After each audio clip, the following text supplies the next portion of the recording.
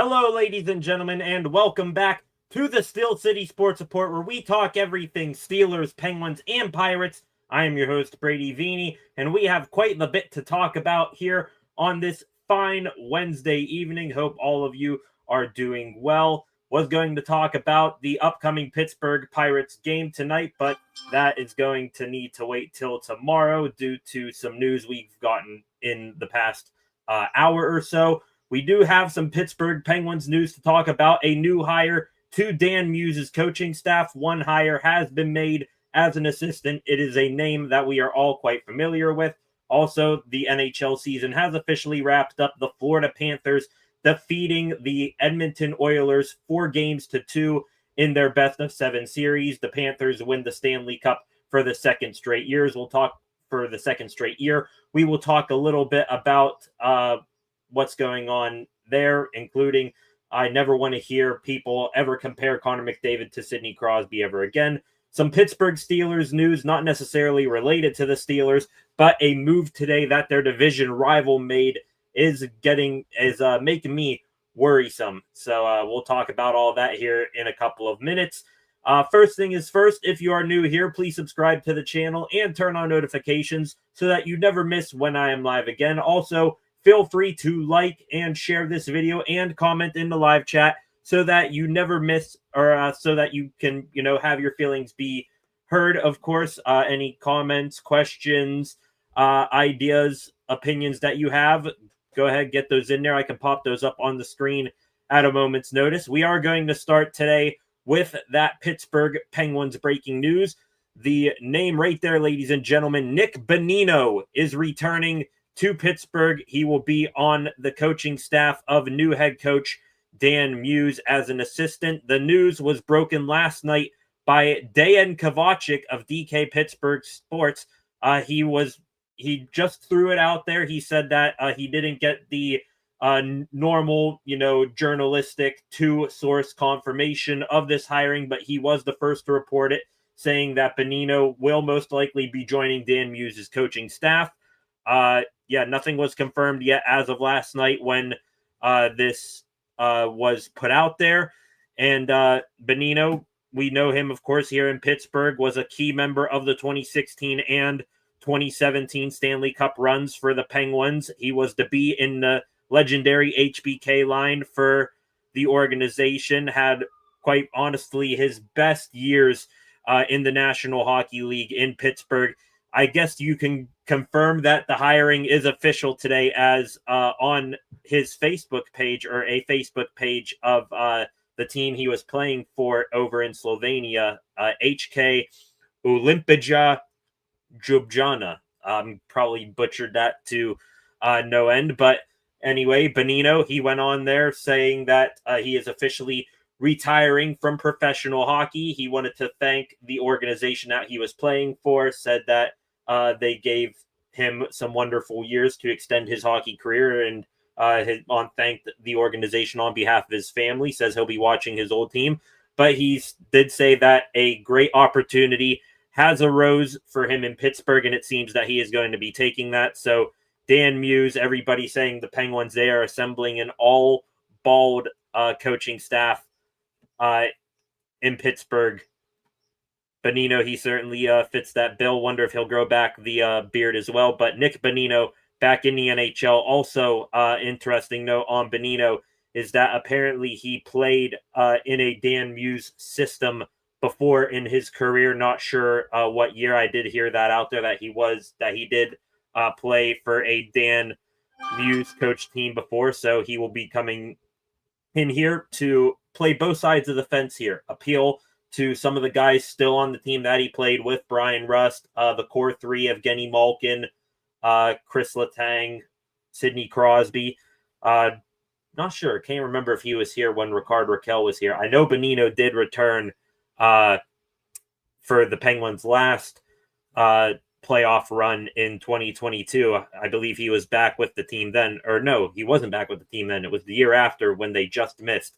Bonino was on the Penguins there for a little bit as well, but it was only for like a couple of months. He was a trade deadline acquisition.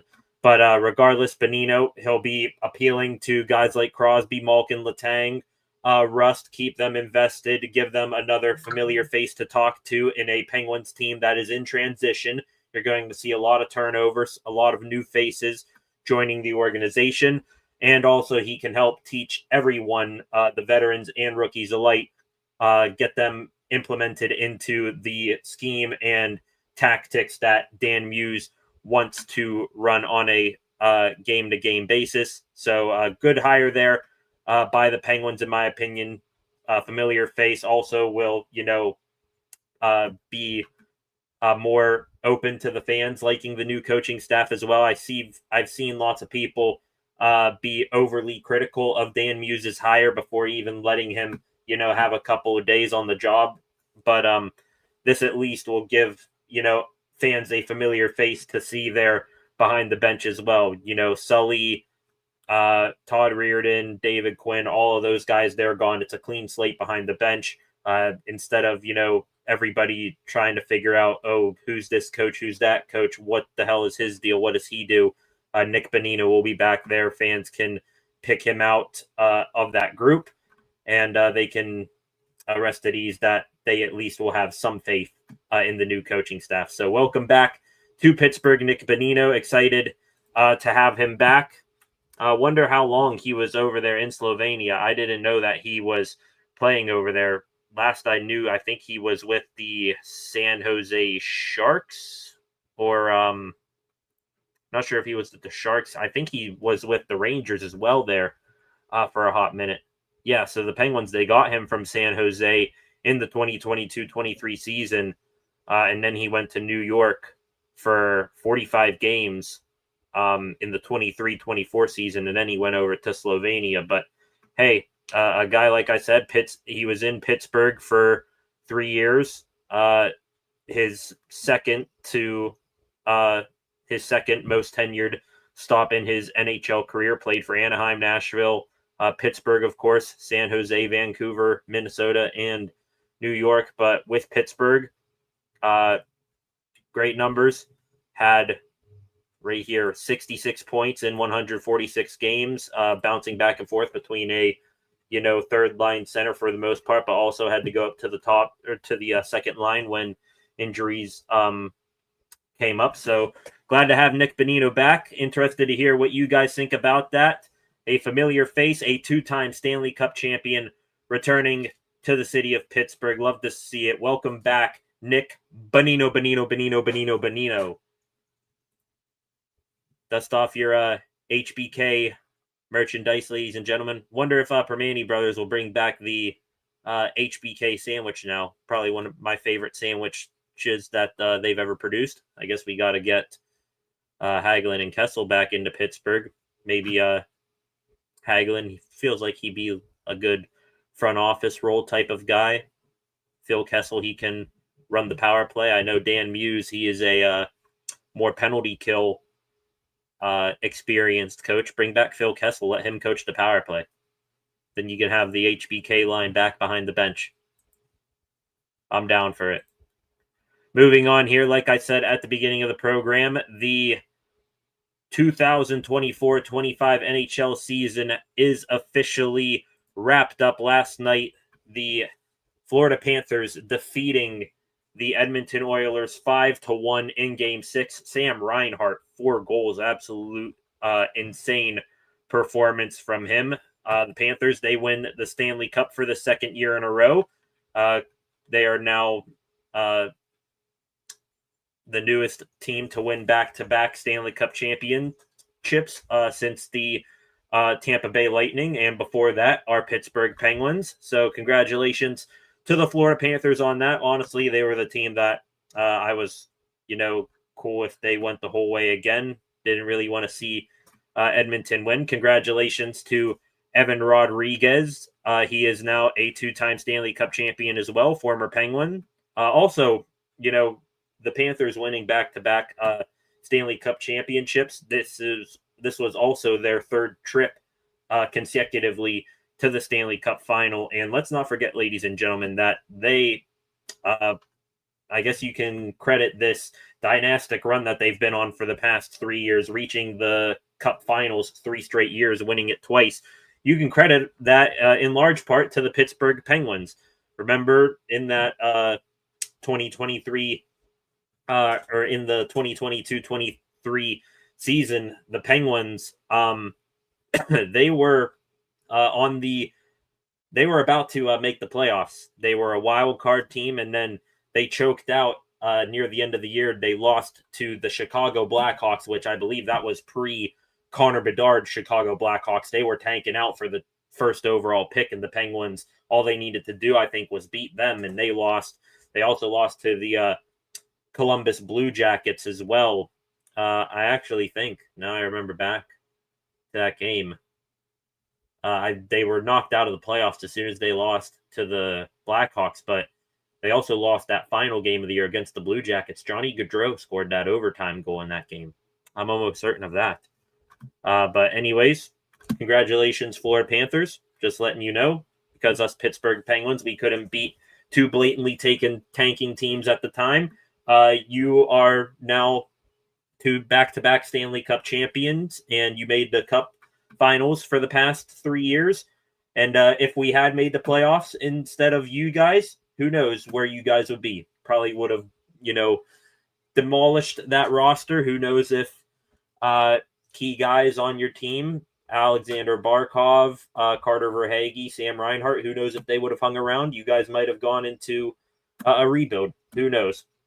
Crazy how the past couple of years, the history of the NHL could have been changed if the Penguins had just made the playoffs instead of you guys. But that's not what I want to talk about. Yes, congratulations to the Florida Panthers. Congratulations to Evan Rodriguez, as well as another former Penguin, Dmitry Kulikov, as well. Congratulations to you guys. But what I really wanted to talk about last night's game is that I never, for the rest of my life, want to hear a single comparison made between Connor McDavid and Sidney Crosby. McDavid, ever since he came into the league, has been put on a pedestal and lifted to be God's gift to humanity, to the hockey world. Never want to hear it again. He couldn't get it done last night, couldn't get it done the year before. Connor McDavid, in do or die Stanley Cup final scenarios, he's now played 3 games. He's recorded no points, not a single goal or an assist. He's also a -3 last night. Really, I think we could all agree once the Panthers, they went up 2-0 in the first period and they went into that intermission, we knew the game was over. It was just 40 minutes of just let's see how low the Oilers can sink here. McDavid, he was out there for both goals in that first period. I want to say he was a -3 or 4 in last night alone. So I never want to hear McDavid and Crosby talk again. Couldn't get it done. He couldn't even, follow in Sid's footsteps of, oh, you lost to this team in the playoff, in the Stanley Cup final the previous year. Now here's your chance at revenge. Go get your first cup. No, Sid, he overcomes all. He is a winner day in, day out. Everything he does comes up gold. Meanwhile, Connor McDavid, the only thing that he's done in his, professional hockey career, since he's gotten into the NHL, the only thing he's won was scoring a goal in a 4-team international tournament captained by Sidney Crosby. Also, speaking of Crosby being the captain of that team, I would be shocked if McDavid gets the C over Sid in the Olympics next year. I don't think you can. Do you want to have the guy who can't get it done, when he's given opportunity after opportunity, or do you want the stone cold killer in Sidney Crosby to go out there? So never want to hear McDavid compared to Sid again. By the way, McDavid, he might not even be in Edmonton that much longer. ESPN's Steve Levy, NHL insider, he is tied in with a lot of people inside a bunch of NHL teams around the league. He said, I believe a couple days ago, that if the Oilers do not win this year, Connor McDavid might look elsewhere. Great possibility that happens now. McDavid has 1 year left on his contract. You got to wonder what's next. I mean, if I had to guess, the Oilers, they probably, run it back for 1 more year next year, try to get over that hump. 3rd time's a charm, maybe, but they'd be taking an awful risk keeping McDavid next year, because I don't think he's going to resign there, honestly. Would be insane not to test the free agent market. He'd get paid probably, $2-3 million more than what he's currently making, which is, I think, $12.5 million, something like that. The cap in the NHL, it's only going up and up. McDavid, he'd be crazy not to test the open market. So, craziness, I think, is bound to happen. Will McDavid stay? If he does he just play out this year with Edmonton and then hit the open market? What do the Oilers think? Are they going to just let him play through this year and then risk losing him in free agency? Are they going to trade him off for possibly the biggest blockbuster in NHL history? Who knows? Hey, I know I just criticized him this whole time, saying not to compare him to Sid, but he's available. If you can't be like Sid, might as well, try to figure out wherever you're going wrong in big games and learn behind Sid. That'd be a hell of a, dream scenario. McDavid and Sid on the same team.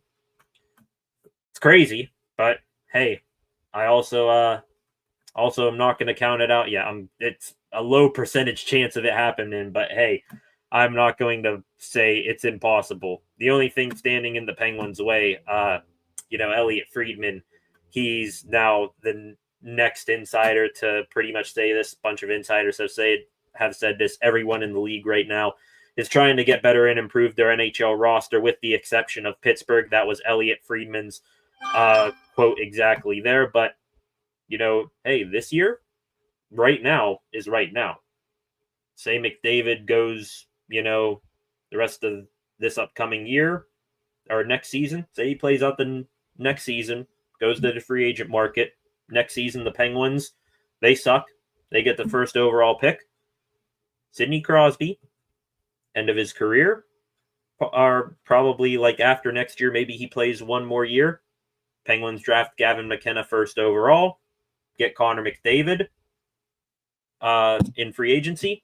You'd possibly be looking at the past, present, and future up and down the depth chart there for the Pittsburgh Penguins. So, that's it. I'm done with my Connor McDavid rant. Never want to hear him compared to Crosby again, but also would welcome him to Pittsburgh with open arms. Hope he likes fries on Permani sandwiches. Hope he likes Turner's iced tea. Hope he likes Bridges and Mattins as well.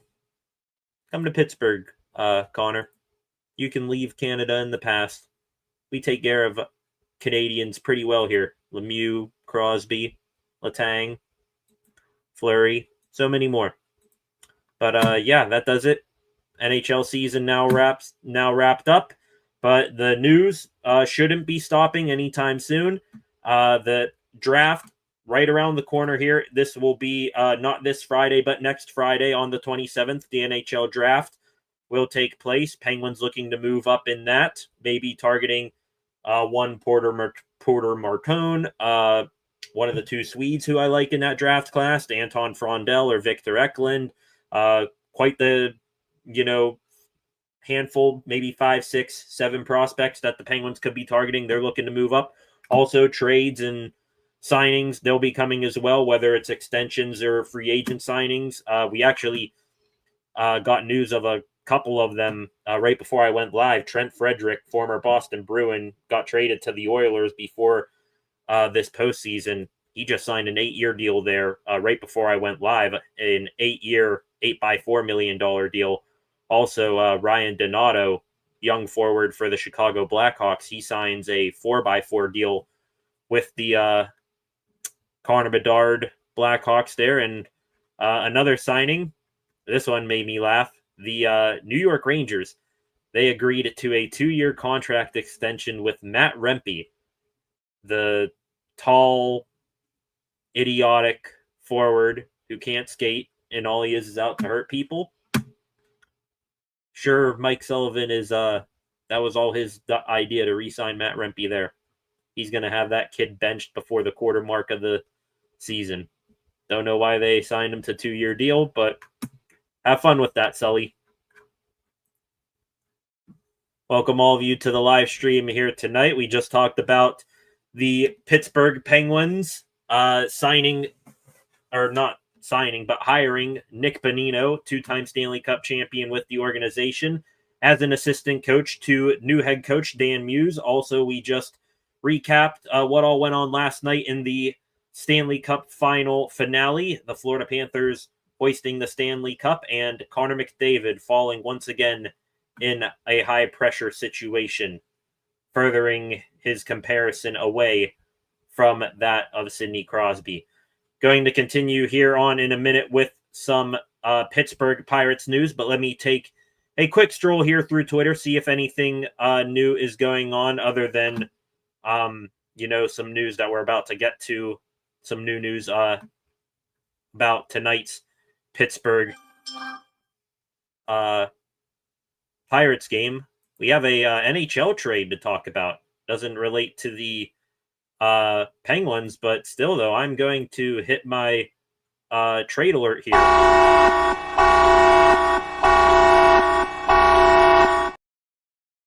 From Frank Saravalli, this is a trade that does involve one of the Penguins' divisional opponents, Eric Haula, center for the New Jersey Devils. He is heading to Nashville for a fourth-round pick in this year's draft and a defensive prospect, Jeremy Hansel. So teams not waiting to make moves left and right. I just talked about 3 contract extensions, and now we got our first notable trade of the offseason. Eric Haula going from New Jersey down to Nashville. Interesting there. There is the official news here. The NHL alumni page on Twitter, they're now posting, Nick Bonino has announced his retirement from professional hockey after 15 NHL seasons. After 3 years as a Boston Terrier, Nick made the jump to the NHL and played with the Anaheim Ducks, Vancouver Canucks, Pittsburgh Penguins, Nashville Predators, Minnesota Wild, San Jose Sharks, and New York Rangers.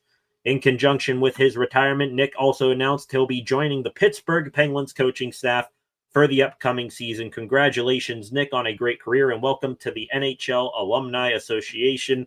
Indeed, congratulations on a hell of a career, Nick Bonino. Couldn't have won those 2 Stanley Cup championships in 2016 and 2017 without you. And welcome back to Pittsburgh behind the bench. All right, we are going to get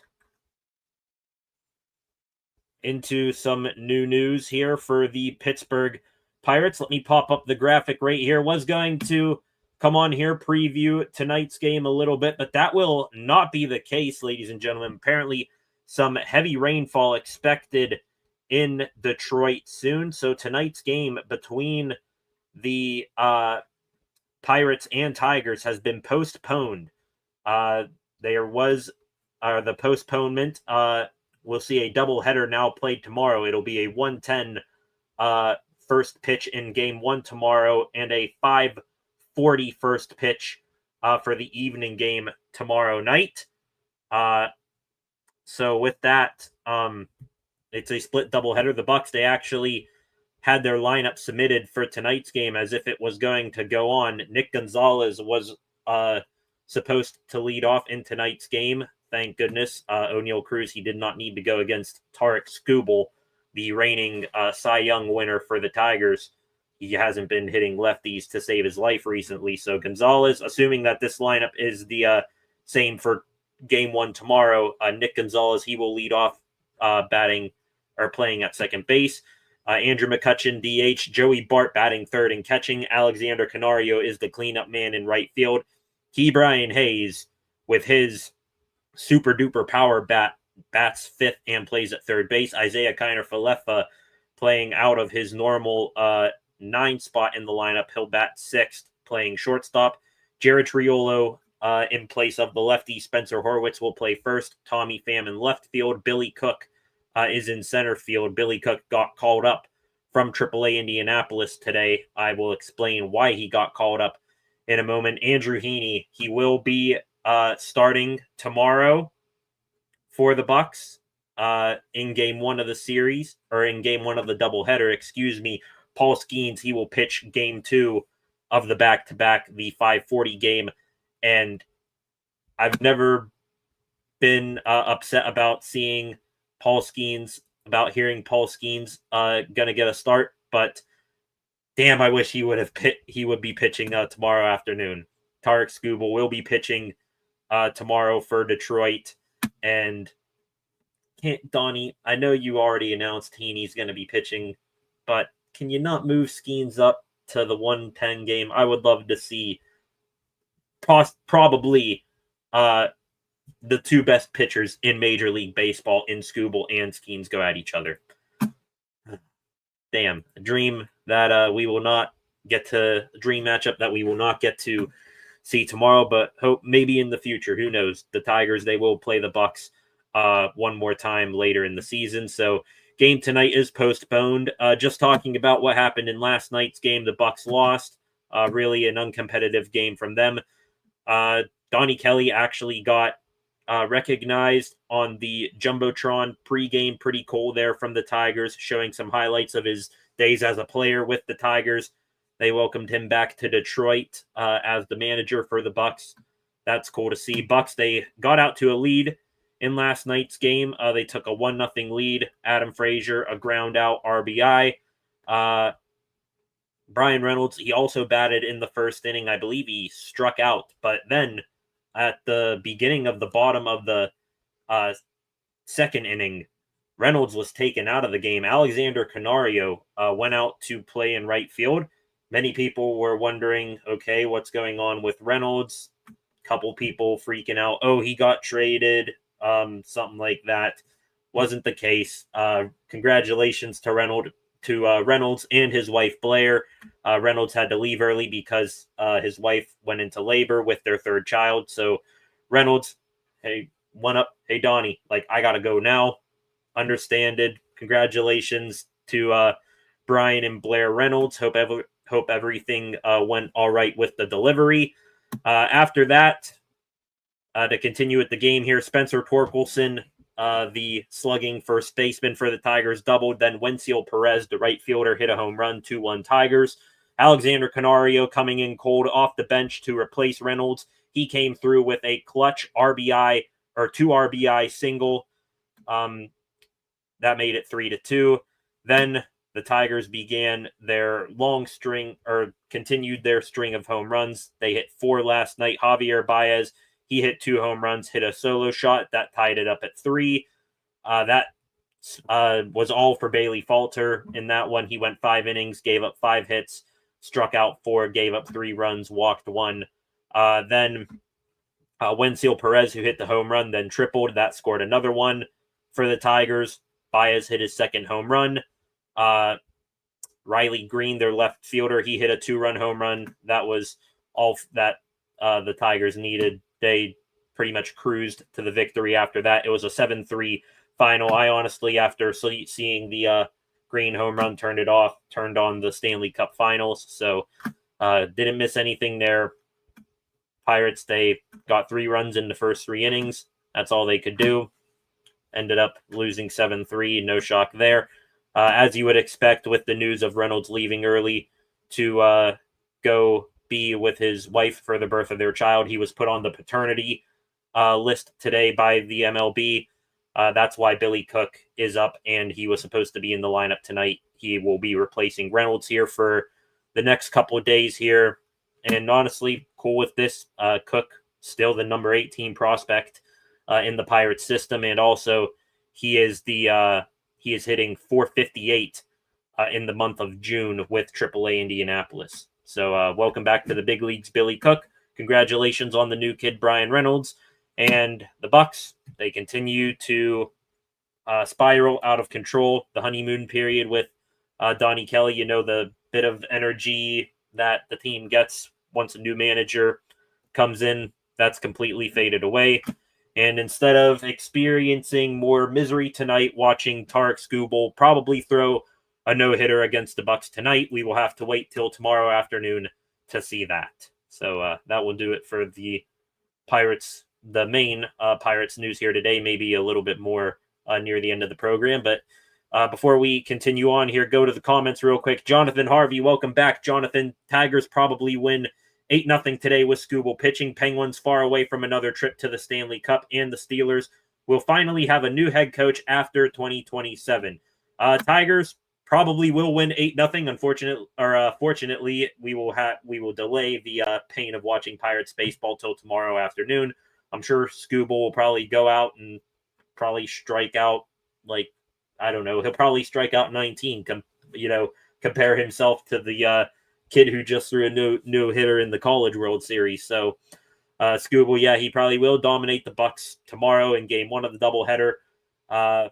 Would have rather seen Skeens go up against Skubal. That would have been a hell of a pitching matchup. But honestly, if the Bucks are going to salvage a game at all in this series, you want to separate Skeens from Skubal, have him pitch in Game 3 of the series, maybe play Superman and get the Bucks a win in that one. Penguins are far away from another trip to the Stanley Cup, but hey, that's all right. The goal is clear. Maybe you have the goal of signing Connor McDavid. That's a long shot. Wouldn't be opposed to Connor McDavid coming to Pittsburgh if he does leave Edmonton. But hey, the goal is clear for the Penguins. Probably going to see them sell off quite a bit of assets this offseason.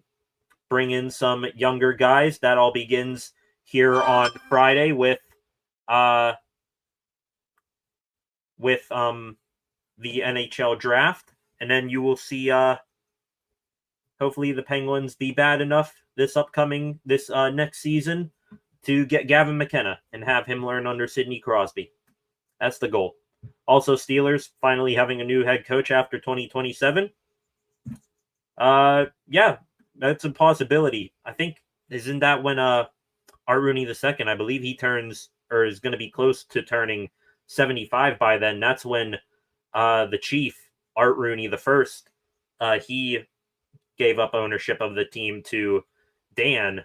So, yeah, I could see that if Art Rooney winds up handing things over to his son, Danny, who by accounts I have heard is more football focused and more than his father, then you might see Mike Tomlin leave with Rooney, and it'll be a clean slate. We'll see here, Jonathan. 5 of you in here right now. Appreciate you joining me here on this wonderful Wednesday evening here. Thank you for joining me.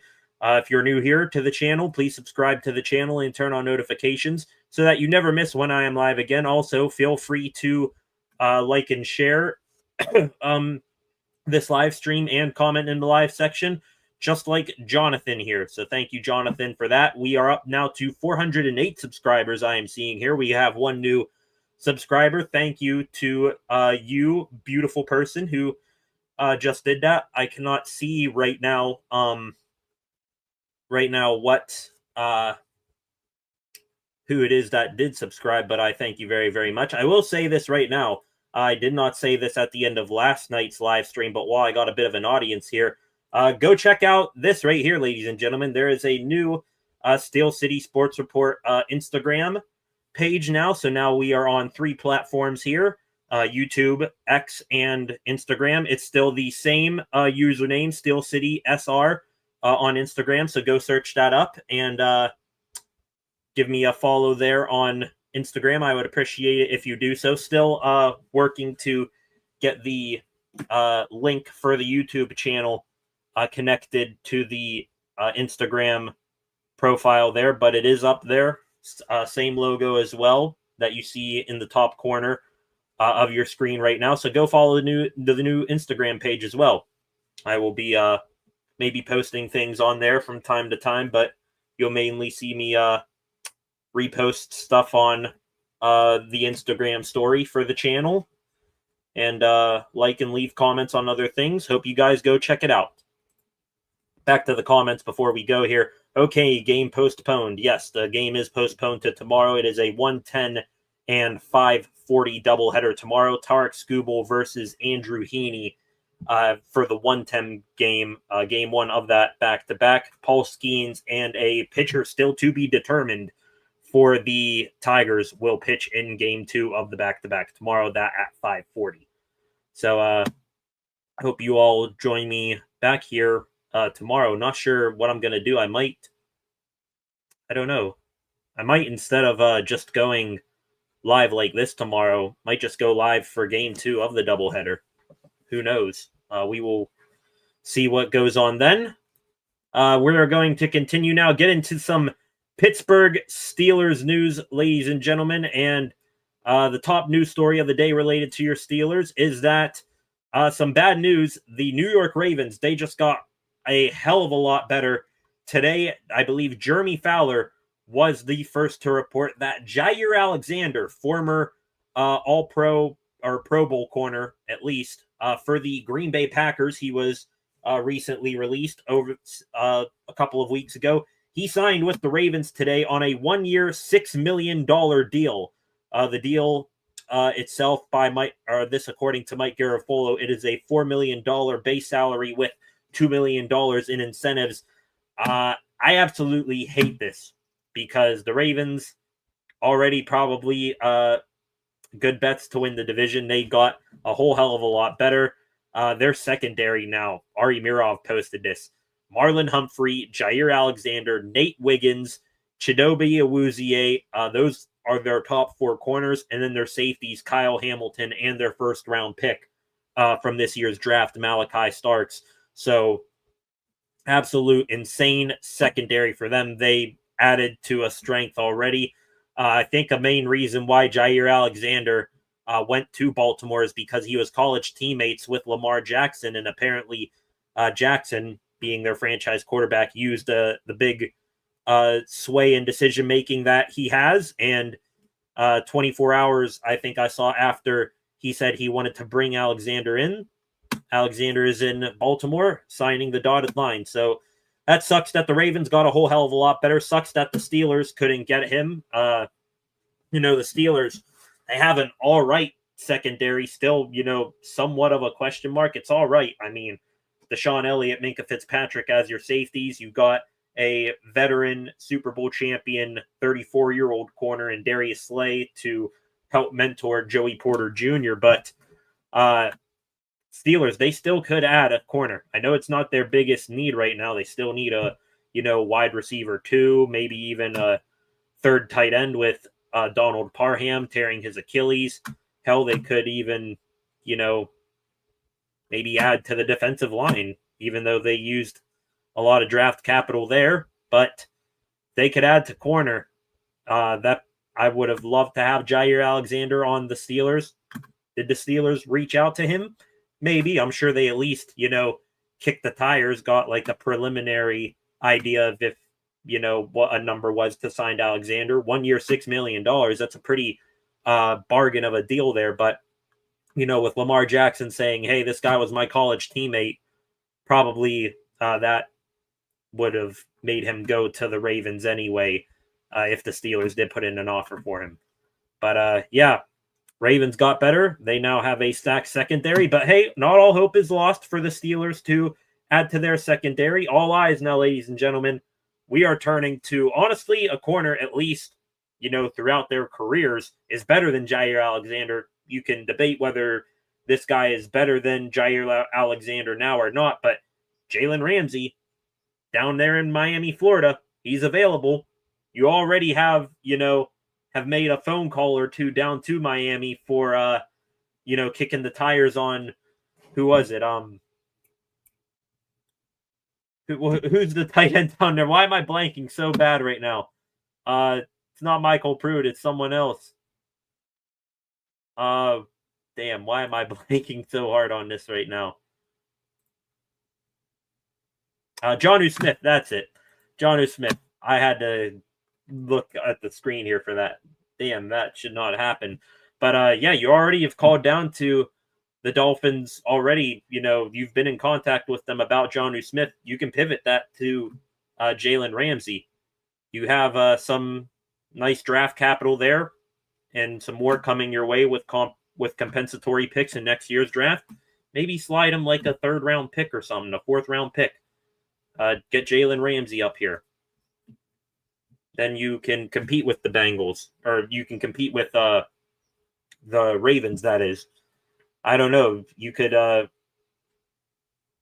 then at least have somewhat of a debate who has the better trio at corner, the Steelers or the Ravens. Ravens with Humphrey, Alexander, and Wiggins, or the Steelers with Ramsey, Slay, and Porter. I'd be intrigued by that. So, Omar Khan, if you're hearing this, get something done here. Go get Jalen Ramsey. I would love that. Also, let's figure out, what the situation is here with wide receiver 2. Is Gabe Davis signing or not? Do we have a trade in the works here, or are we going to be waiting until someone else gets cut from another team? Who knows? Be insane if we got a package deal, Jonnu Smith and Jalen Ramsey for like, I don't know, a second or a third and a fifth, third and a fourth, something like that. That'd be insane. But yeah, that does it for the Steelers news. That was the main topic today for Steelers news. Jair Alexander heading to Baltimore. You hate to see it. Also, the Ravens. That's a hell of a defensive backfield to go up against, obviously the most offensively dynamic team in the division in the Bengals.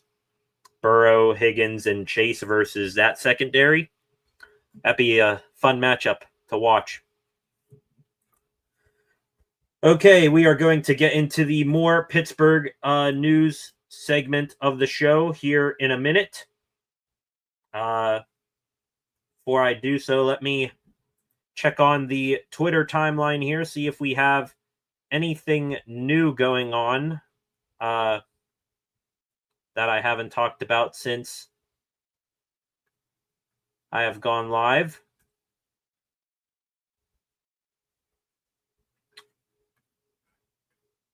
Looking here, got an injury update on a prospect pitcher for the Pirates that will be thrown into the more news segment here in a minute. I believe we are going to start talking about baseball. We do have some news. Adam Schefter, just a couple of minutes ago, Browns rookie quarterback Shedeur Sanders was cited by police early Tuesday morning for driving 101 miles an hour, according to police records. Oy. Not a good past couple of months for Shedeur Sanders. You and your daddy hype you up as quite possibly one of the greatest draft prospects in the in recent memory. You end up falling out of the first round. Don't even get drafted in the second round. Don't even get drafted in the third round. Don't even get drafted in the fourth round. You wind up getting finally, mercifully, picked in the fifth round by the Cleveland Browns of all teams, where quarterbacks go to die.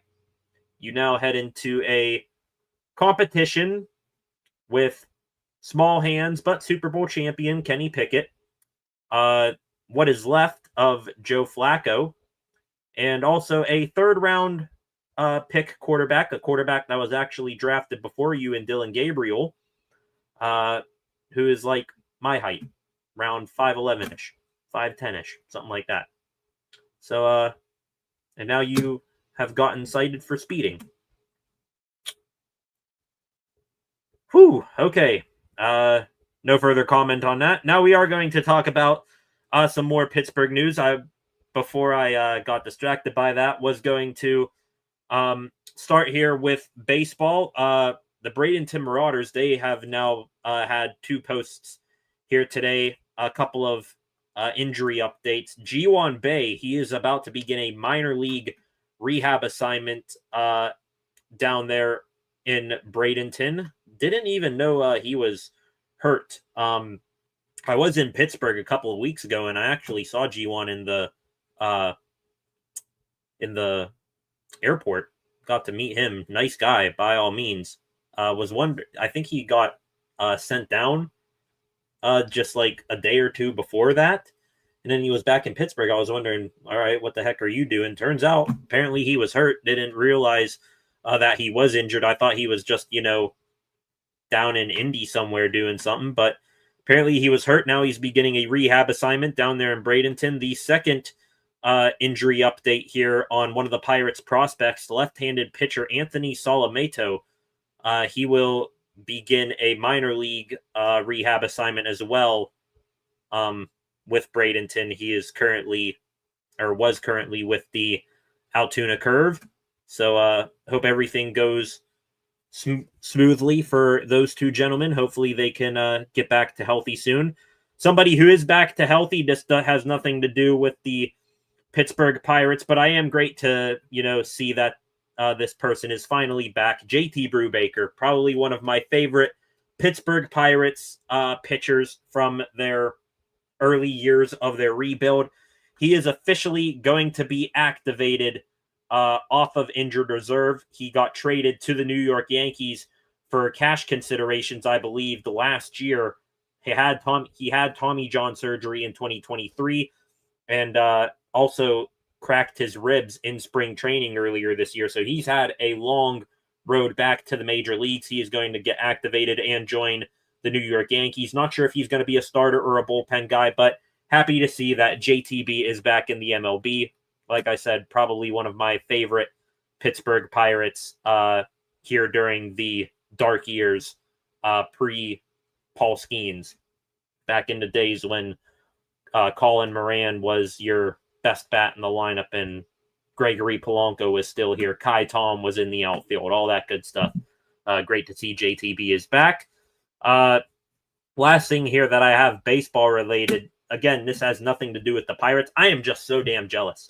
Apparently, Rays owner Stu Sternberg is closing in on a $1.7 billion deal to sell the Tampa Bay Rays. The Rays are getting sold here. Trying to see who it is. They are getting sold to a group led by Jacksonville home builder Patrick Zalupski. So, yeah, that came down earlier today that the Tampa Bay Rays, they are getting sold, and not sure if that deal is done or if it is going to get done soon. Bob Nightingale, one of the best MLB insiders, he is actually who I saw retweeting this. This is how I learned about this, saying that the Rays are moving closer to being sold before the end of the year. So it doesn't sound like the deal is done yet, but it will be soon. At least there is a deal seemingly in place. Interesting scenario there for the Rays, seeing how they're currently playing in a AAA stadium, the spring training stadium for the New York Yankees, and their, current home stadium, or what's supposed to be their current home stadium, Tropicana Field, is still reeling from damages from the hurricane this year. Also, apparently the LA Dodgers owner is purchasing the LA Lakers. So franchises are getting sold today. Fortunately, one of them isn't the Pittsburgh Pirates. Damn, Bob Nutting. Sell the team, Bob. Come on. Everybody else is selling their teams. You just saw $1.7 billion with a billion dollars for a team in the Rays, which, is seemingly stuck in the middle between competing and rebuilding, seemingly where they've been for the past couple of years. They're also without a home right now. Their current home still dealing with damages from a hurricane. And that organization just sold for over $1.5 billion, Bob. So what's your excuse? I'm sure with the Pirates, with unicorn generational prospect and Paul Skeens, you can get probably near $2 billion. You have one of the prettiest ballparks in America. The prettiest ballpark in America. Excuse me there. Didn't mean to diss PNC Park like that. So you got a hell of a stadium. You have the greatest pitcher in the game. And, you are batting 1,000 relating to the fans and competing on the field right now. Sell the team, Bob. I'm sure you can get more than that. Let's go. Get going, Bob. Back to the comment section real quick here. They're going to add more drama to Shadur now. Shadur gotta be wise. Yeah, things not going well there for Shadur Sanders. Who knows how this quarterback competition for the Browns is going to play out anyway. He's in a race between him and a veteran, a first pick bust, and a quarterback selected ahead of him in this year's draft. Let's see. Lakers being sold, and now the Rays. Can the Pirates get sold? Yeah, absolutely. That's what I'm saying. Bob, $1.7 billion for the Rays. You can get like 2. I don't care who it is at this point. There is a low bar to clear for anybody who buys the Pirates. Nutting's just stubborn. He's not going to do it. Unfortunately, the only way he is going to sell the team is if the MLB steps in. There's no other way for Nutting to relinquish ownership before, unfortunately, his time comes on this earth. So, yeah, Bob, if you just saw the Rays go for $1.7 billion, I would be putting for sale signs up outside the front office for the Bucks immediately. Starting bid is 1.7 or probably 1.8. I'm sure you can get around 2 billion for the Bucks.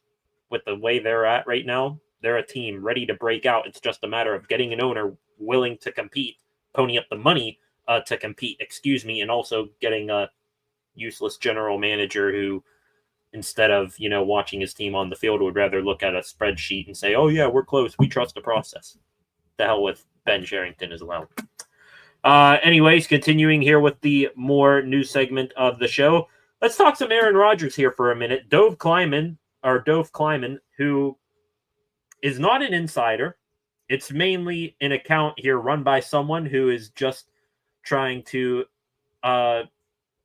engage farm engagement on Twitter. Posted today that Aaron Rodgers' family does not believe that he actually got married this offseason. They're alleging that. Also, Dove Kleiman posting that legal records to the public have shown that Rodgers is not married either. Bit of, a strange turn here. Do I care about it? Not really. But, Rodgers, he's a strange guy. He did say in his first press conference as Steelers quarterback that he did get married and that he's been married for a couple of months. To who? Nobody or not many people know that either. There's been some, speculations out there that he married like a Wiccan or someone, or a Wiccan or something.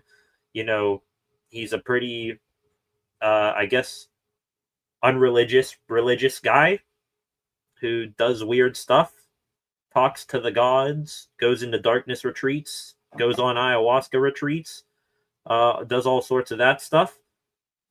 Matter of fact, I just finished last night the Aaron Rodgers Enigma documentary on Netflix. So seems like a pretty cool dude, but hey, you do you off the field. As long as you can go on the field and ball, I don't care. But yeah, apparently that Rodgers is married, but he's not married. Who knows?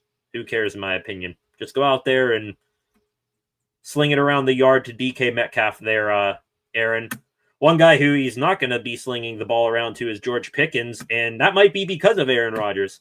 Plays into my second extra Steelers news story here. Jeremy Fowler of ESPN, NFL Insider, he says that George Pickens was traded because he probably wouldn't have gotten along with Aaron Rodgers. The exact bit of his latest article on ESPN, Fowler reports here, staying with Pittsburgh-related matters, the Steelers moved on from Pickens for a few reasons. His maturity issues were well known within Pittsburgh's locker room and front office, so the Steelers made the evaluation that Pickens and Rodgers probably would not hit it off.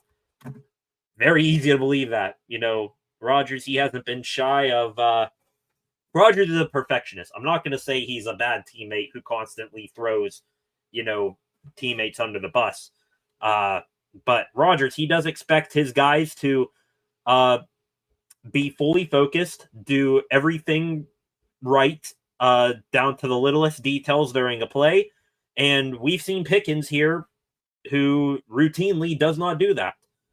Doesn't finish running his routes, doesn't want to block, will, very blatantly, you can clearly see it, whether the way he's lined up, whether it's going to be a run or a pass. You'll see even if there's a running play, if it's heading the opposite direction, he comes off the line walking. So, yeah, not shocked in the least bit that is probably true there from Jeremy Fowler, that Pickens, just getting him out of here before Rodgers even signs, probably a good idea, because the moment Pickens doesn't do something that he's supposed to, Rodgers is going to point it out, probably rightfully so, rightfully or not, and that would have made an ugly situation. Pickens probably would have walked off the team, got into a, shouting match with Rodgers, probably wanted to get a hold of Rodgers. Pickens runs hot, Rodgers, he'll throw it right back in his face, and probably good here. Honestly, Pickens wasn't going to stay here beyond the season, so I'd rather take the 40-year-old four-time MVP, Super Bowl winning champion quarterback than a 24, 25-year-old diva wide receiver who hasn't accomplished anything in the NFL and is going to be out of here before after this season anyway. So would not be surprised if that was true there from Jeremy Fowler. Another insider also chimed in on the Steelers today. Adam Schefter joined the Pat McAfee show here today, and he kind of going along with the current feeling around the Steelers. He says that TJ Watt is going to get a strong deal from the Pittsburgh Steelers. Both sides are working to make it happen, and TJ wants to make sure that he gets rewarded in an appropriate way. That there from Adam Schefter, the top insider in the NFL. Does not shock me whatsoever that he would say that. Seems to be the common feeling from everyone that, things might be a little ugly now. Things still could get more ugly but in this, saga getting a new contract from the Steelers. But TJ, he said that he wants to stay in Pittsburgh and that he wants to retire a Steeler. The Steelers, more specifically Art Rooney II, say that they want him to be a one-helmet guy. It's just a matter of getting the money down right here. Rightfully so. Watt says he wants to get paid more than Myles Garrett. You can argue with me or not whether it's the right timing for the Steelers to pay TJ more money than Myles Garrett, get him under lock and key for the foreseeable future with them not having a long-term answer at quarterback, but we'll see how it goes. Maybe we get something between now and training camp in late July, maybe not. We'll have to wait and see. Deshaun Elliott got a contract extension. Maybe a TJ Watt deal will come back down the pipe, hopefully soon. If I'm the Steelers, before Trey Hendrickson and Micah Parsons get a deal done, I want to get TJ Watt locked up as soon as possible. Let me take one more look here. Do I have anything else I had saved talking about today? Doesn't look like I do. Oh, one more thing. I do have something hockey related we did talk about. I did say now that the season is over in the NHL, you're going to see a lot of movement, trades, signings, extensions, and the draft, which is coming up next Friday. This here from Vince Z. Mercogliano. He does cover the Rangers for USA Today. He did post today that the Rangers, they now have a week to decide if they are going to keep their current number 12 overall pick in this year's NHL draft or retain it and preserve their 2026 first round instead. So if we remember the trade that sent Marcus Pettersson and Drew O'Connor to the Vancouver Canucks that the Penguins made, in that trade, they got back a first-round pick from the Canucks, which they got from the New York Rangers. There was a condition on that first-round pick that it is top 13 protected, meaning that if the Rangers in the draft lottery wound up picking inside the top 13, which they did, number 12, of course, they have the option to reclaim that pick and instead give the Penguins their first-round pick next year without any conditions at all. So that there from Mercogliano. The Rangers, they have a week to either keep the number 12 pick this year and give the Penguins their first round pick next year without any conditions whatsoever, or waive the condition on their number 12 overall draft pick this year and give it to the Penguins. We will have to wait and see. If they do, the Penguins, they will have pick number 11 and 12 in this year's draft. And hey, that would go a long way in helping Kyle Dubas move up in the draft, which reportedly is what he wants to do. If it were me, honestly, I'd be cool either way. If you get the second first round pick from the Rangers, make 2 picks in the first round. I don't care. If not, and you get the 2026 next year, you're still probably going to try to tank out for Gavin McKenna, but say the Penguins, I don't know, say they get the Rangers first next year, And if the Penguins say they miss out on the lottery, but barely, they're in the top 5, hell, maybe even top 8, package that top 5, top 8 pick with the first round pick from the Rangers, move up, get Gavin McKenna then. We'll have to wait and see. Also, Mercogliano adding at the bottom of his tweet today about that his understanding is that Rangers GM Chris Drury intends to take things down to the wire on making this decision as he continues to weigh all options. If I had to guess, they probably keep the first round pick, this number 12 overall pick, because I think it would maybe rub some Rangers fans the wrong way that you get Mike Sullivan and then you end up giving his old team your first round pick. You're going to be giving them a first round pick regardless, but giving them the first this year, that would be crazy. Let's go back to the comment section real quick. Jonathan Harvey, it's odd that Tomlin, leader of men, fails to heal any negative thing amongst his players. He's supposed to be a player's coach. Yeah, he is. I think it's definitely tapered off in over, the past 3-4 years, his ability to keep diva, self-centered players, under wraps for long. But he has, had a track record of getting the most out of players before they have their major blow up. He did it with Antonio Brown, got the best years of Antonio Brown out of him. Probably at the height of his powers, Antonio Brown, we might be talking the greatest wide receiver in NFL history.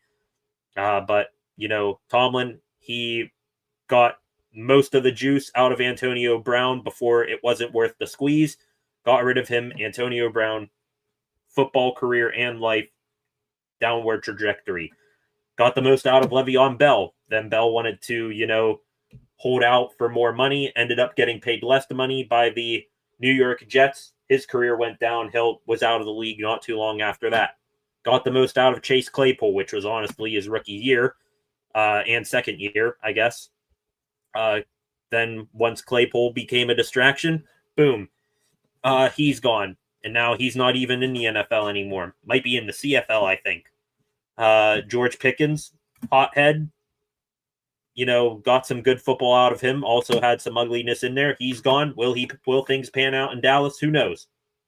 Might get some more production, seeing how CeeDee Lamb will get most of the attention down there. But also, is he going to keep his head on enough straight to get a big bag next offseason? I guess probably not. I think the only person that it kind of didn't, turn out to be that case where Tomlin got the most out of them before they left. Can you make a case that was Juju Smith-Schuster? I know Juju, had probably his best years personally as a professional with the Steelers. Then he started doing the whole TikTok dance thing, calling out teams before games. He leaves. He's kind of had a pedestrian NFL career since then, but hey, he's got a couple of rings with the Chiefs.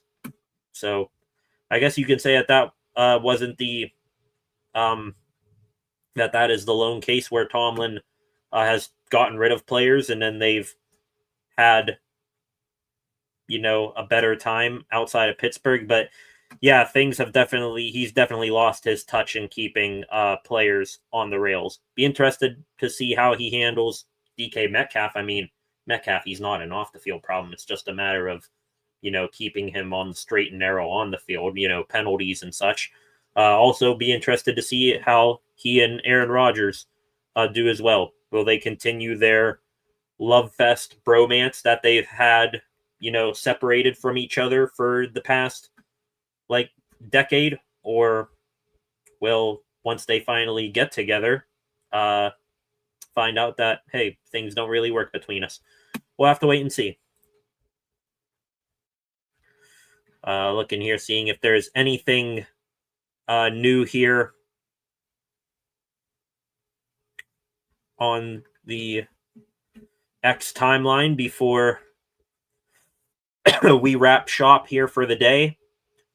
Seeing more pictures of the Ravens signing Jair Alexander. Just scrolled past the Nick Bonino retirement announcement video that he had. Also, I will say one more thing about Brian Reynolds having a new kid. Congratulations to Reynolds and his wife.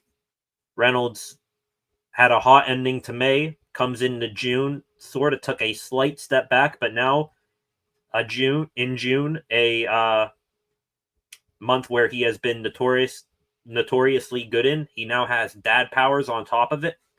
He might come back and hit like 10 home runs before the month ends. Do have a bit of Pirates news here.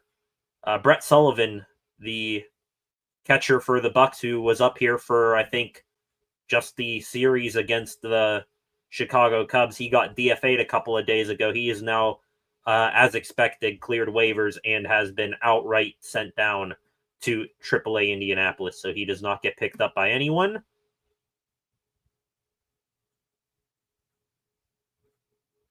Looking here, scrolling through, seeing if there's anything else. Another interesting NHL news story from Frank Saravalli. He is thinking that Jamie Benn, captain for the Dallas Stars, is going to sign an extension there. That is interesting, seeing how the Stars, they are stuck with too many mouths to feed and not enough food. So if Ben stays, they're trying to keep Mikhail Granlund. They're trying to get some other guys off the books. Jason Robertson, arguably their best forward, at least their top 3 forward. He could be on the way out of there. Looking here, seeing if there's anything else going on.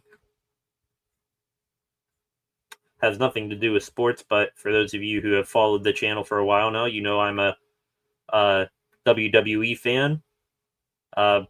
Best wishes to Liv Morgan, who separated her shoulder on Monday. She is now going to get surgery on that dislocated shoulder and be out for 6 months, I am seeing here. Oof. Hopefully her recovery goes smoothly.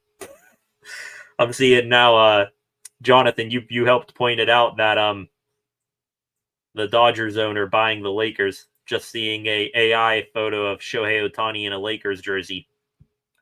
Next, somebody make a LeBron in a Dodgers uniform. Here we go.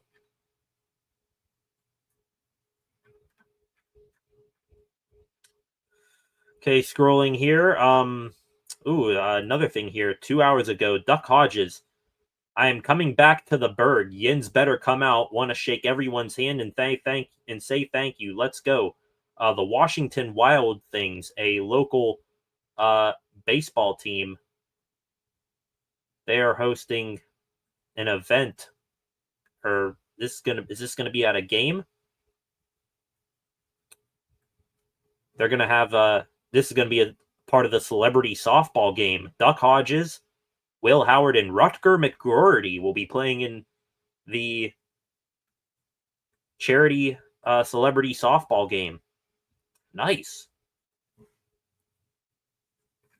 Be interested to see Rutger McGroarty get out there. Will Howard, I know he was a basketball guy. We'll see what he's got on the baseball diamond as well. And Duck Hodges, probably the most iconic third-string quarterback, short of Tommy DeVito in New York, to ever play in the NFL.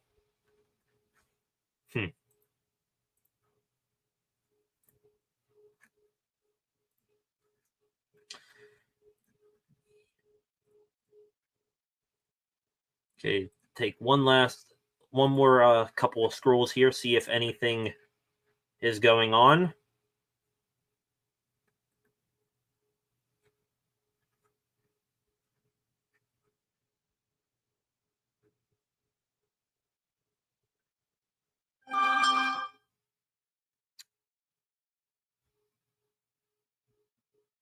Doesn't look like I'm seeing anything here, just more news that we have already covered here.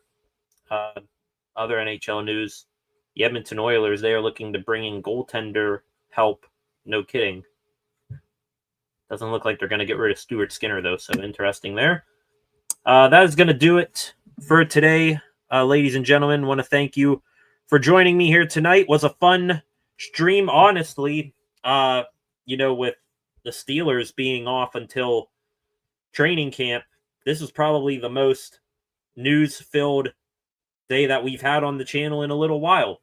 Nick Bonino is a new assistant coach for the Penguins. The Bucks, they lost last night. Their game tonight got postponed. As a matter of fact, that first pitch was actually supposed to be right this second. Actually, it's 6:41 right now. So Tarek Skubal probably would have been striking out Nick Gonzalez by this time had the game gone on. Also, Jair Alexander heads to the Ravens. The Steelers, they need to make a move soon. Any move, whether it's wide receiver or corner. Hell, I'd even take a Jonnu Smith trade right now. We'll have to wait and see if anything else goes on. So that is going to do it for tonight, ladies and gentlemen. Stay tuned on the channel. We'll probably be making the live stream for tomorrow soon here. I'm going to contemplate or not whether I might just go live for tomorrow night's game 2 of the doubleheader when Paul Skeens pitches instead of, just coming on here and talking to you guys while the game is going on. I might as well give commentary and reactions to the game and hit on any new news stories that come up. So be on the lookout in case I make the stream tonight for a possible Buccos game watch along. Thank you for all of you who watched. Jonathan, thank you for commenting in the live section. It was a great chat here tonight. And for the final time, like and share and comment on this live stream. Subscribe to the channel and turn on notifications. Excuse me, so that you never miss when I am live again. We are up to 408 subscribers. Thank you to you beautiful person who subscribed during today's live stream. Also, one more time here, let me pop up the thing right here. Go check out the new Instagram page, ladies and gentlemen, at Steel City SR, same handle as on X and here on YouTube. So go check that out. Go give it a follow as well. Let's see how high we can get the follower number up on there as quick as possible. So go do that. Thank you all for joining me here tonight. Like, share, comment, subscribe to the channel, turn on notifications, follow on Instagram, and I will see you guys back here tomorrow with some more Pittsburgh sports news. Have a wonderful Wednesday night, guys. Thank you. Peace out.